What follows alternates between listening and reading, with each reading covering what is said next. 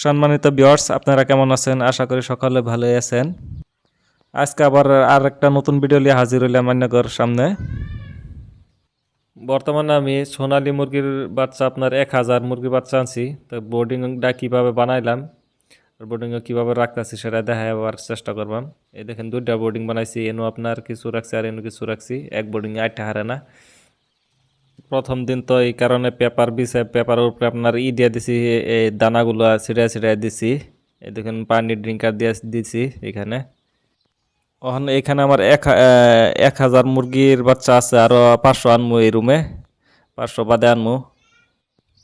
ভাবছিলাম একেবারে 1500 মুরগি বাচ্চা একবারে তুলতাম, কিন্তু এই বোর্ডিং এর এই বস্তু বাহিনী যে ডিয়ারের প্রয়োজন আর কিনুন লাগবো, এই কারণে আর নতুন করে খরচ করছি না। যে 1000 এডি 15 দিন মান পাইলে হাইরে আবার এডি বোর্ডিং এর সাইডে দিয়ে হাইরে আবার 500 মান তুলমু সেই রুমও একবারে।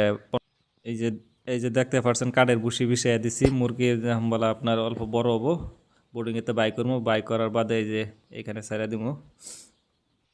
ব্রোডিংটা বানাইছি এনে টিন দিয়ে বানাইছি, মানে অল্প উঁচা করে দিছি যাতে হাওয়া বাতাস ভিতরে না যাওয়ার হয়। হাওয়া বাতাস গেলে আবার মুরগির বেমার আজার হয়ে যায়, এই কারণে টিন দিয়ে বানাইছি। এবার দেখতে পাচ্ছেন হাইটটা কিন্তু বহুত, এটার কিন্তু হাইটটা কম 1.5 ফুট, আর এটার কিন্তু একটা আমান টিন দেখুন, টিন দিয়ে বানাই দিছি, বড় করে দিছি যাতে মুরগি কিন্তু আনিগুনি করতে পারে। 1000 মুরগি তো এই কারণে টিন দিয়ে বানাইছি। এবার এবার আপনার মুরগি বাচ্চা দিয়ে আনছি যে আপনার মুরগির বাচ্চার কোয়ালিটি খুব ভালো। মুরগির বাচ্চার কোয়ালিটি ভালো হলে আপনার মুরগি হট করে বড় হয়ে যায়, ওজন হট করে বাড়ে। আর ছোটো থাকলে যেটি মানে ছোটো থাকে এটি হট করে বাড়ে না।